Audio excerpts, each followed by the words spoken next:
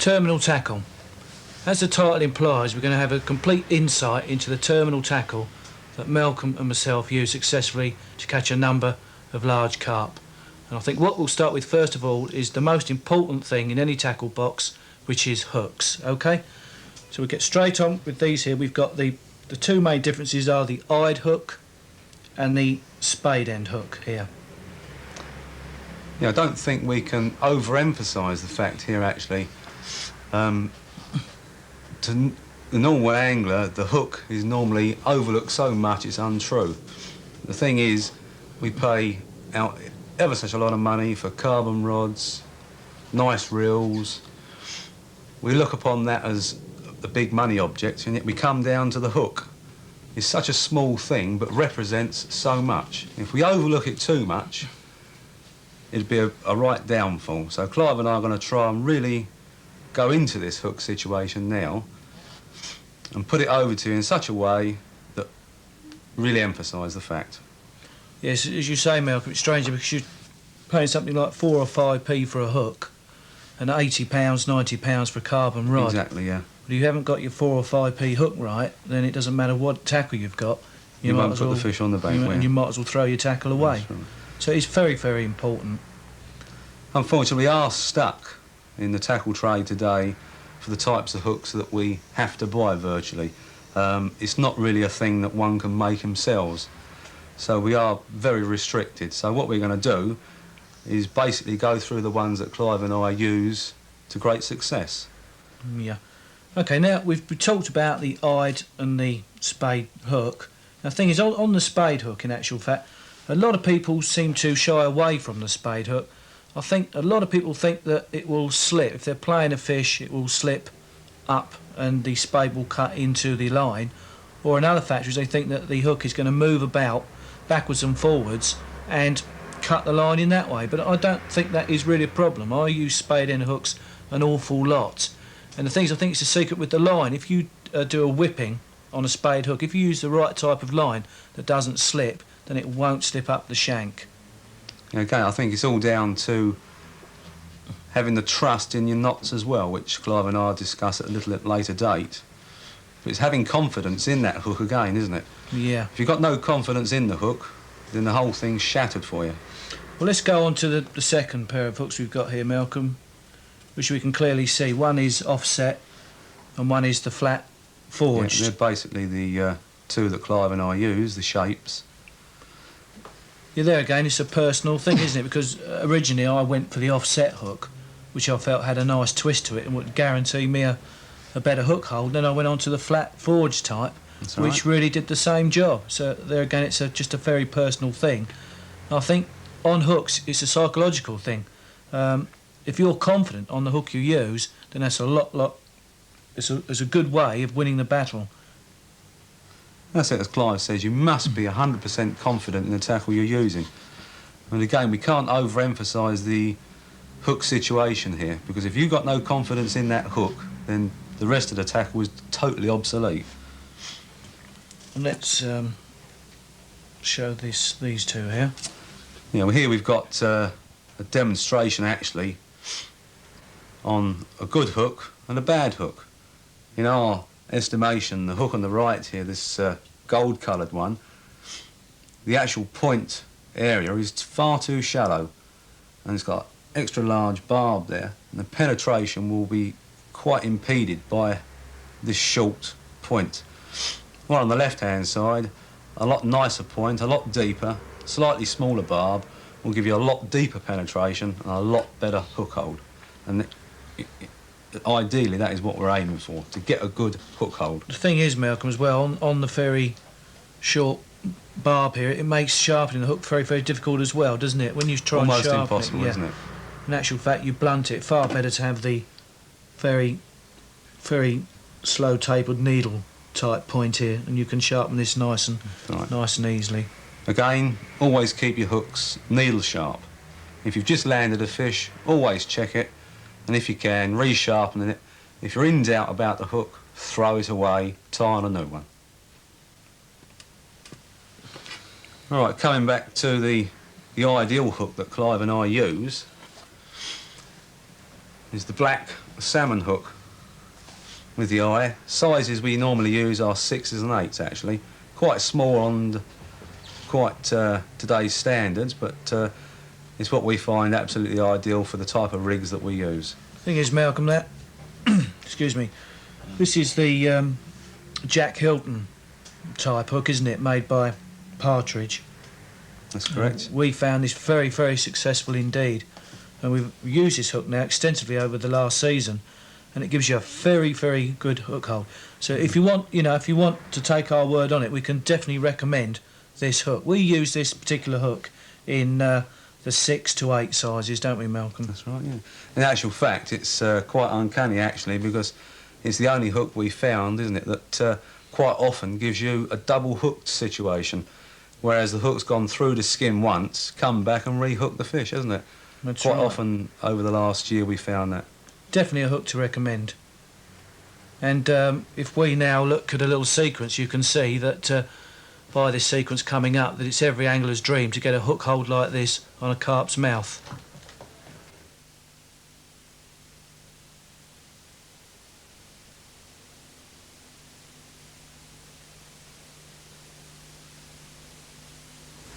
As you can see on that last sequence there, we had a little bit of a knotty problem there, which brings us on to our next topic, knots. And Malcolm and myself used 2 basic knots. We used the 4-turn grinner knot for attaching eyed hooks, and we used the standard whipping knot to whip onto to spade end hooks. First we'll start off with the 4-turn grinner knot to an eyed hook. First thing you do is take your end of line and put it through the eye of your hook. Like so. Pull it through, give yourself a nice long tail to work with. And then we go straight over the main line 4 times.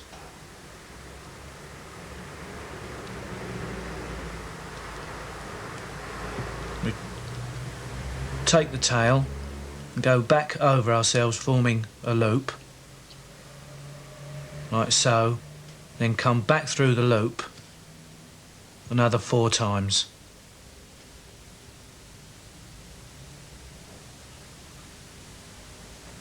Two, 3, 4. Then we take the 2 ends in one hand, the hook in the other, and gently pull together. You should see the whole thing. The 4 turns come into light here. Pull down.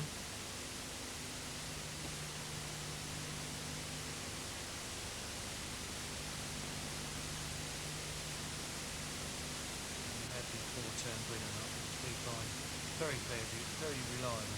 As we said before, really, it's having confidence in the knot that you use. And once you've found yourself a good little knot and you've got confidence in it, and that's what you're after, really. Yeah, I think a point here, Clive, that's worth mentioning, that all knots that you tie with monofilament, it's always best to do them wet, if possible. Only when you pull down, as I did there, you do tend to burn the line, which sometimes greatly reduces the line strength. Yeah, I think a little bit of spit on it does work wonders, doesn't it? So the next thing, Malcolm, if you want to cut that off of there, I'll try and demonstrate the whipping knot that we do to a spade end hook. Now this is quite a complicated knot, this one actually. First of all, we form the loop. Quite a fair size loop. Give yourself plenty of line again. Lay along the shank and just grip the end by the spade. Now what we've got to get right here is the sequence in which we twist around the actual shank of the hook. There's only one correct way of doing it. If you don't get it right first time, the knot just falls apart. And what you've got to do is get your leading edge there and come across, and then fingers in the back of the loop to form the twist. And if you don't do this, as I say, the knot will just fall apart. and you always use the same line coming over the shank. The amount of turns on the hook is purely personal. Some people use 12, some people even go up to 20. But once you've established the way of whipping the hook and you're confident in the amount of turns you're using, as I say, it's very personal on that point. And once you get used to tying it, it is a very simple knot to use, and I think it's about 99% in strength value. As soon as you've done your whippings, pull your main line through. It will bring the loop back in. That's right. And then the only way to do it really is put it in the mouth, as Clive's doing, to give it the final pull, the perfect whipping knot. The only thing you've got to do then is, once you've actually finished whipping it to the shank, is bring it almost onto the spade. And the funny thing with this knot, the tighter you pull it, and the more pressure you put on it, the tighter it forms, and there's no chance of it slipping whatsoever. The final knot now that we're going to discuss is a knot for joining two lengths of line together, i.e., for example, if you want to use a shock leader, a heavier line onto a finer line, or braided line onto monofilament. This again is the grinner knot, which is the what we call the 4-turn double grinner knot, which Malcolm is going to demonstrate for us now. Yep, so we start off with our two ends. We run them along each other here. Leave yourself a nice long tail on this. We form a loop, like so. And we go through 4 times.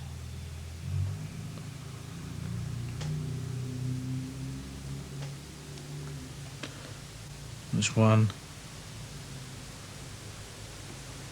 2, 3, 4. We take the two ends and we don't pull it tight, but we pull it together and take the loop out and get into our 4 turns. Then we turn it around and do exactly the same. Take the tail again, make a loop across and take it back through 4 times.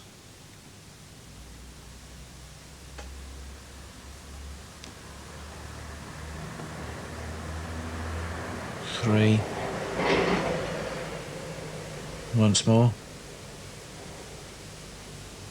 4. And pull that. Again, it pays to wet the whole thing slightly then before we slide it together with a bit of spit.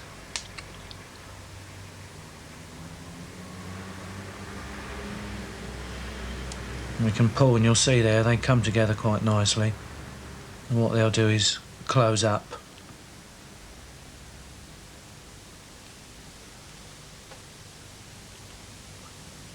And tighten. Quite a nice knot this, it's quite a tidy knot as well once you trim the ends right down on it.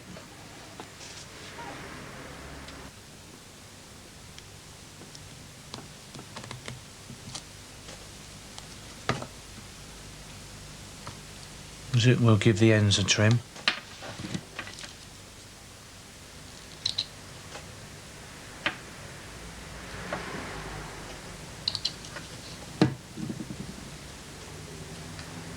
And there you have it. Nice tidy knot this one. It works quite well for us, I must admit. It's never let us down. As I say, there's a lot of knots to use, but this is the one that we use. Anyway, that's knots over with. Now the next thing we'll again get into is the nitty-gritty, actual rigs and hair rigs that we actually use. Now what we do before that, let's take a look at some slides and pictures of some of the big fish that have been caught on the rigs that we're going to discuss.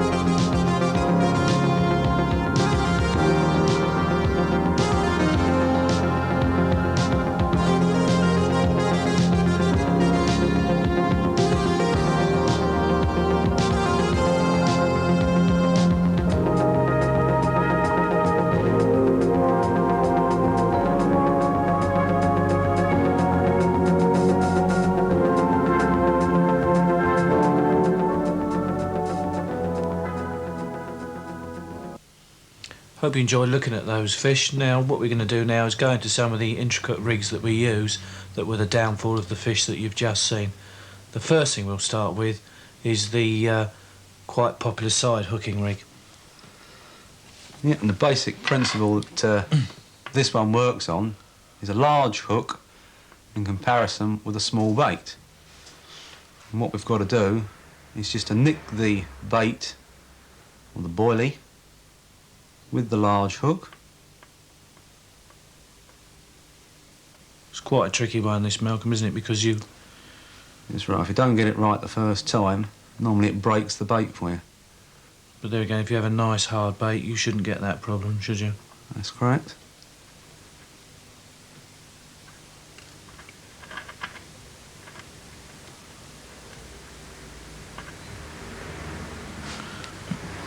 And there it is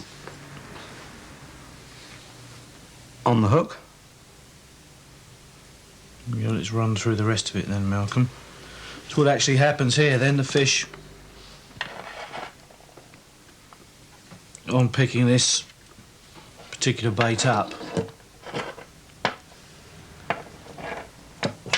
in theory wise, we'll pick this up and the large hook will actually spook the fish into running off. And that in turn will come through the lead. Then what we do then behind that, we put another stop about 2 feet behind, which is here. Okay, the lead hits that, and that would ensure that you get a hook in, because if you have this as a free running line and no stop here, what will happen here is the fish has got a chance to eject that. I mean, that particular rig it might well eject.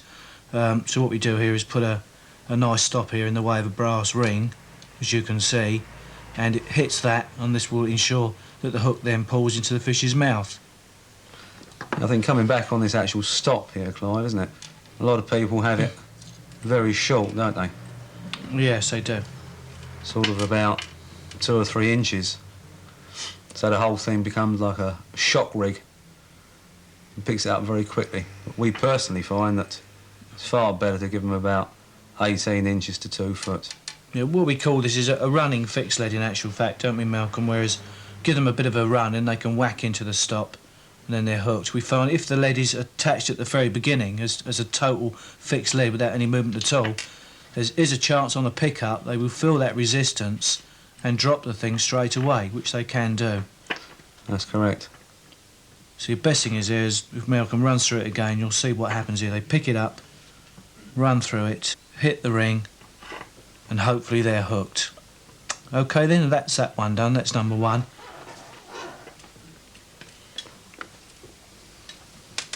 And then next we'll go on to the hair rig.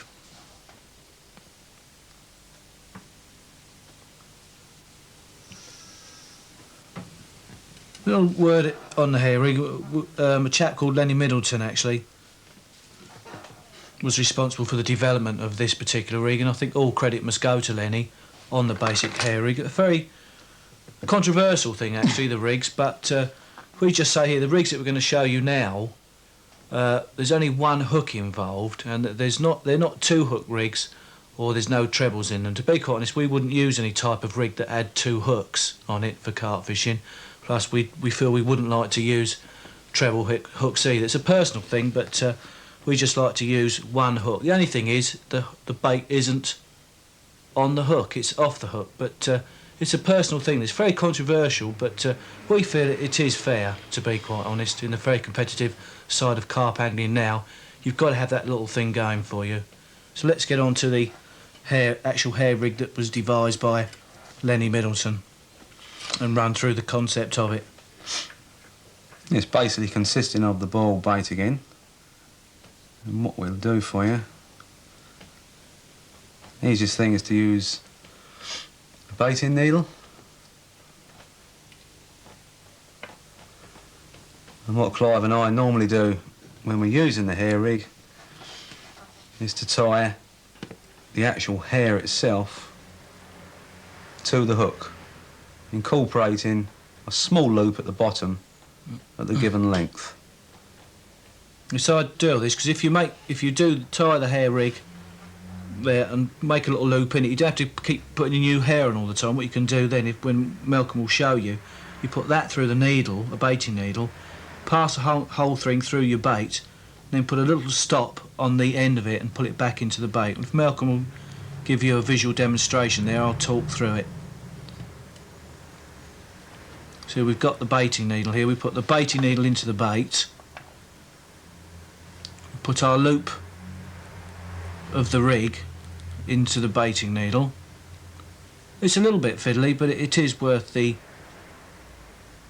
time and effort on it.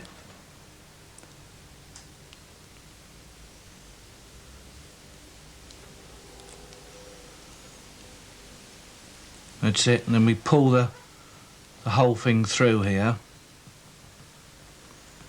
bring it out the other side, take the baiting needle away, pull the loop down, and before we go any further, we take what Malcolm can show you here.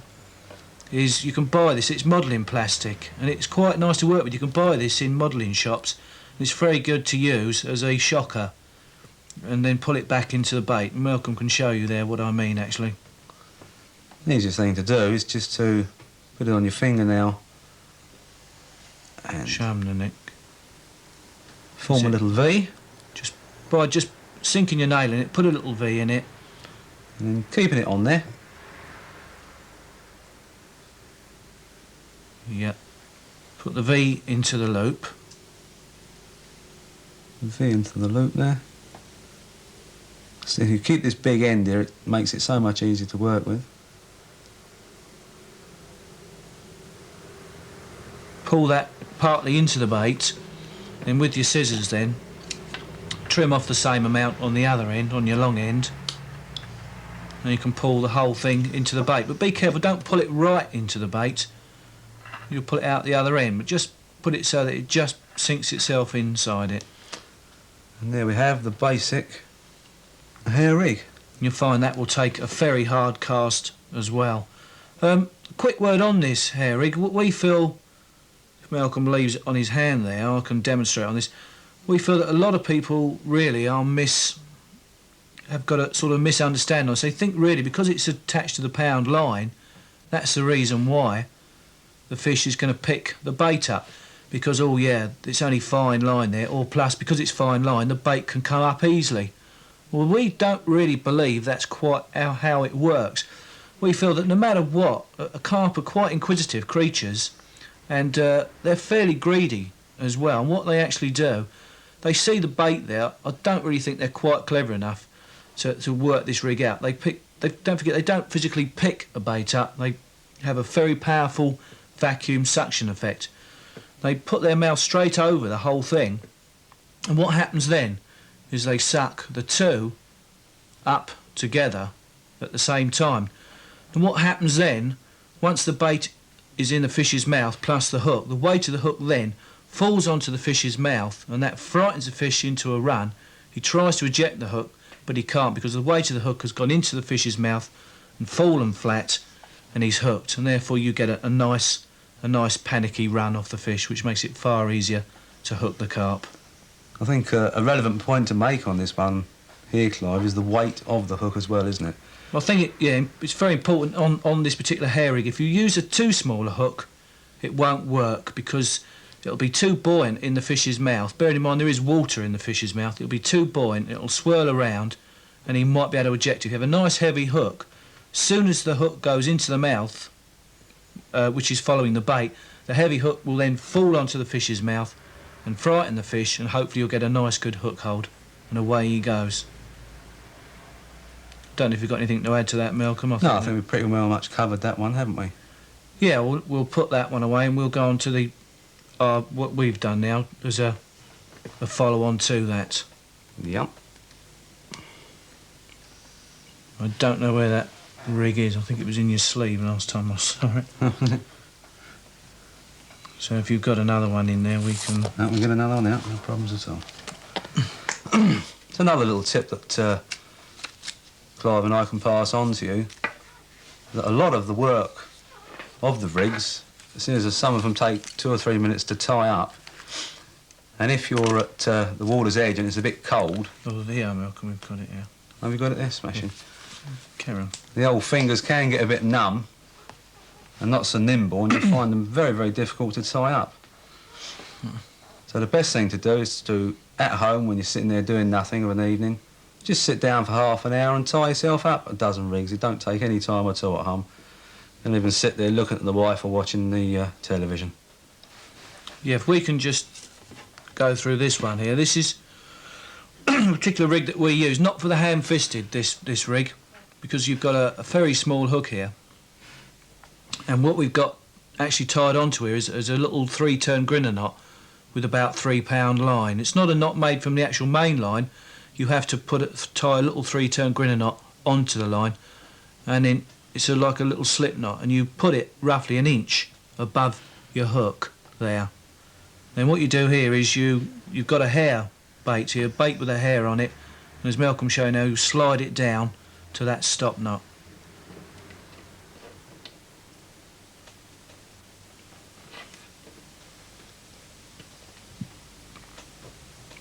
I think we'd be...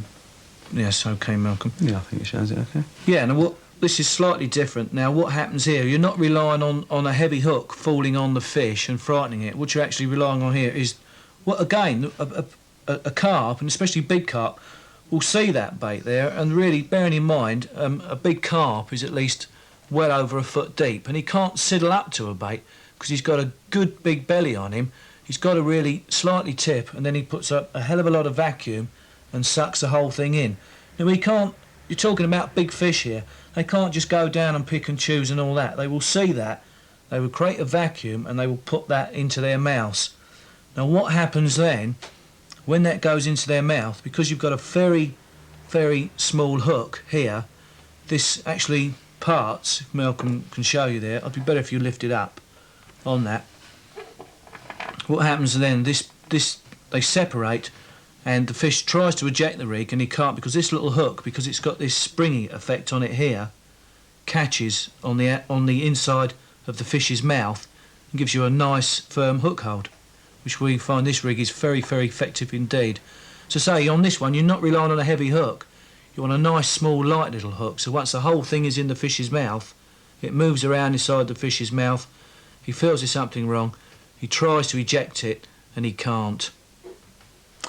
And as Clive says there, quite often when they do eject the bait comes running and back up the line, and you end up with the bait sort of back up at that situation, well outside the mouth,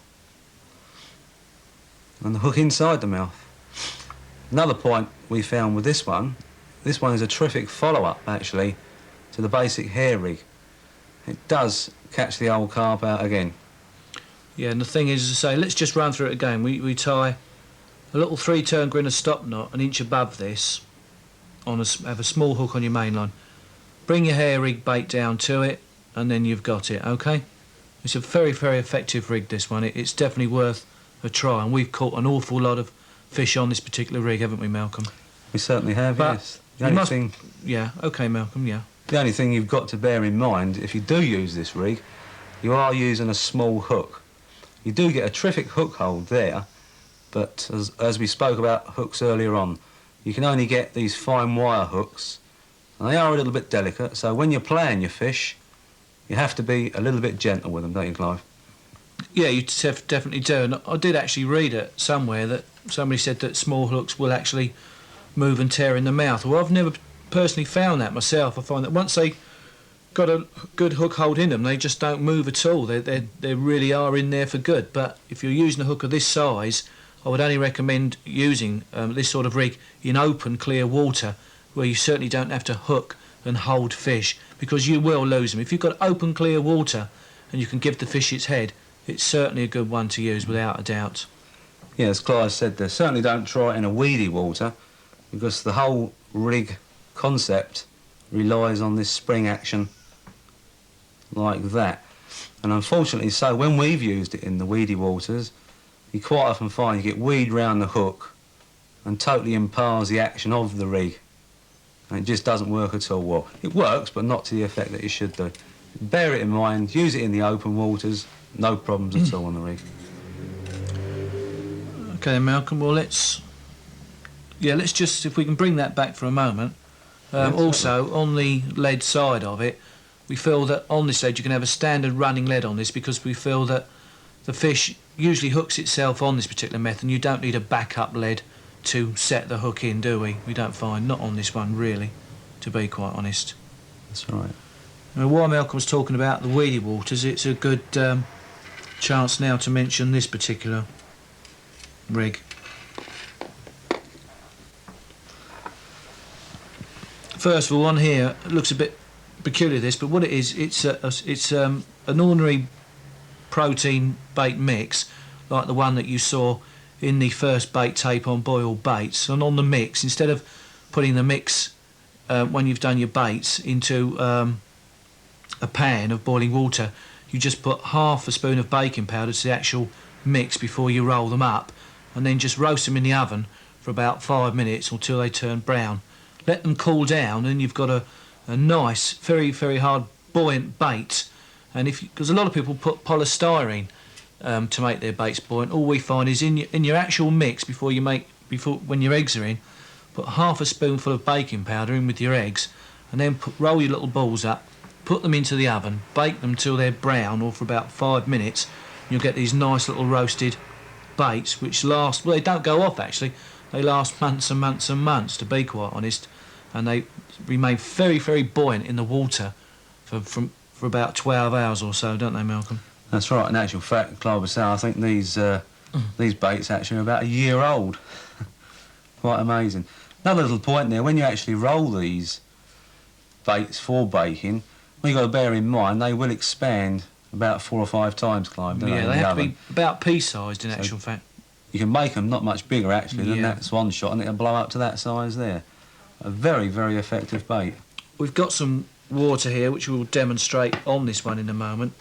So the idea of this is to make any weed on the bottom or any very, very fine silt, and therefore you want to keep the bait. And don't worry, carp will take the bait if it's suspended 3 or 4 inches off the bottom, without a doubt. We've proved it. We've caught a lot of fish in this way, and if we just put this in to the water like so, you can see it's just nice and buoyant. The whole thing just sinks to the bottom there.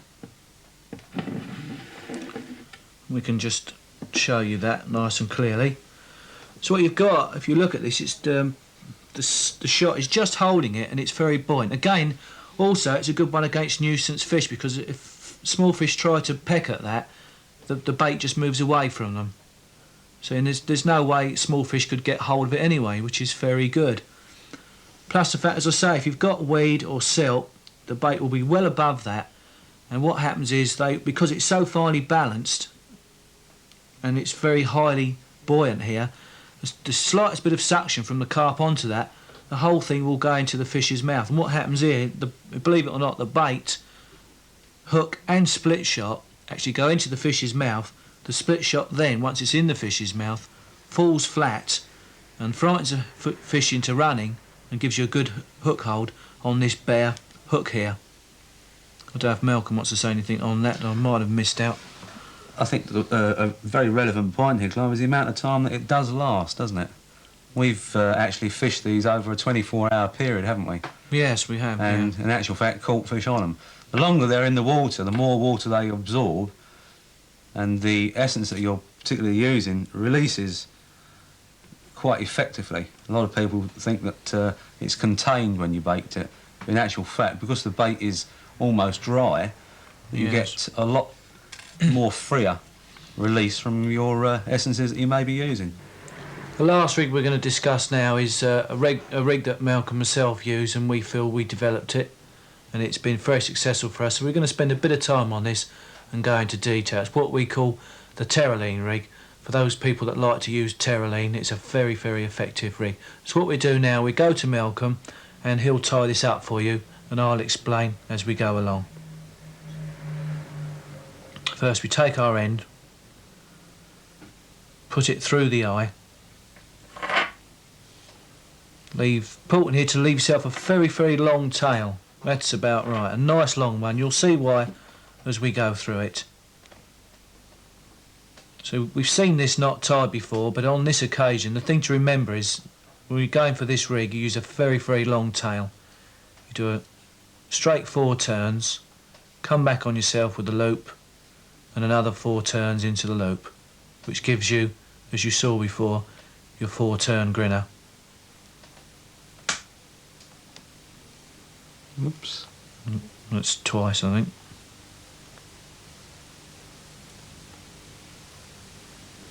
3, 4. So there's your turns. You pull this up again, tight to the eye. Nice and tight. This is important actually to tie this nice and tightly. Yeah, what you can do, if you can see Malcolm doing here, is anchor your hook to something, so you get a nice leverage on it. As you can see, there's an awful lot of pressure going on to that, and it's not going to break obviously because it's a very good knot. And what you do then is take your tail and then thread it back through the eye, like from the point side through the eye to the back of the shank.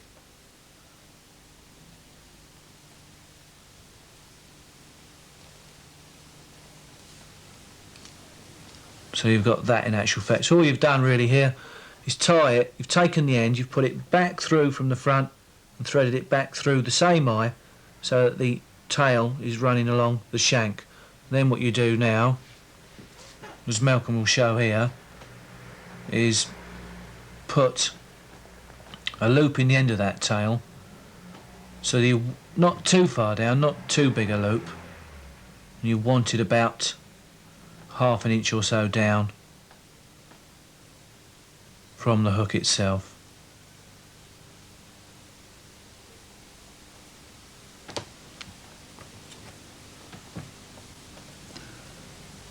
Little trick there when you're trying to tie a tight little loop. If you use a needle, you can just bring it through with the needle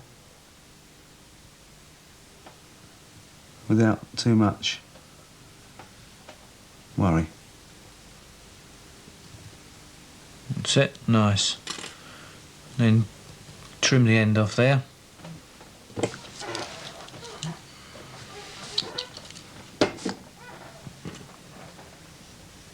You've got your hook shank there, you've got a loop, and then what we do then is put our bait then onto that loop using again a baiting needle.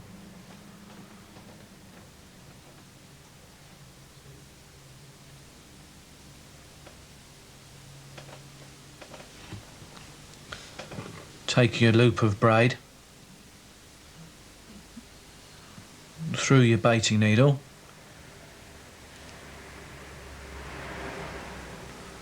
Got to have good eyesight for this, by the way.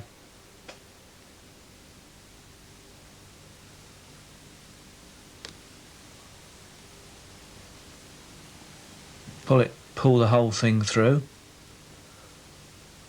So a bit of a job this because it's quite a big knot, but it'll get there. That's it.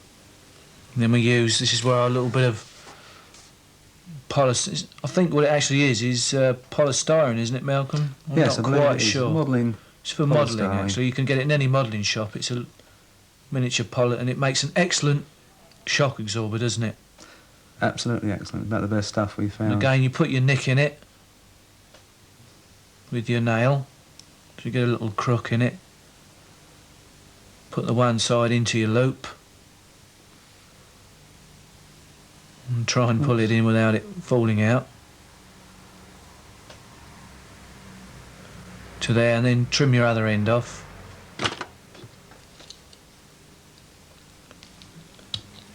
And there you have it. We can put that down on the middle next to there. Now what actually happens with this, I'll say we've caught some very, very large fish, haven't we, Malcolm, on this particular? Yes, we certainly have indeed. What Clive and I, when we basically dreamt this one up, was for actually the big fish in mind, we required a nice strong hook there, as we showed you earlier. The Jack Hilton salmon hook, very, very strong indeed. In conjunction with your small bait. And I think this particular braided here is 15 pound in breaking strain. And I think it slightly knocks the idea of the hair rig, as Clive described earlier on, where it swings about and everything else, out of the window. It's just another step forward, I think, Clive, isn't it now? Yeah, and as a game outcome, a lot of people are under the misconception that the reason that he's picking the bait up because originally there was only a pound hair line on it. Well, I don't really see that myself, because this produces as many takes and you've got 15 pound braided terraline here. Exactly. And it works exactly the same. I think the biggest fundamental point here is that on most of these rigs, I think a lot has to be attributed to the bait not being on the hook at all, don't you think? Definitely, yes.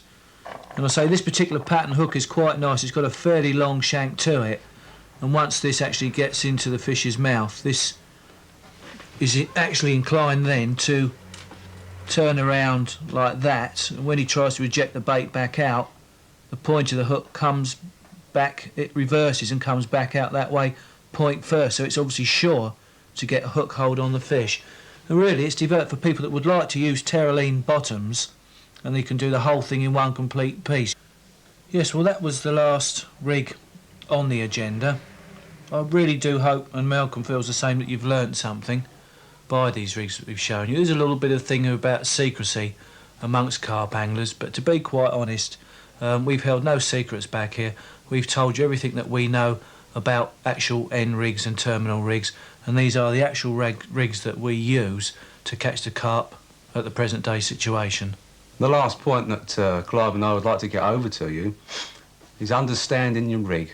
If you don't understand it and you come up against a lot of problems, there's no way you'll be able to sort them out. So get to know your rig and you'll sort all your problems out that are likely to come in front of you.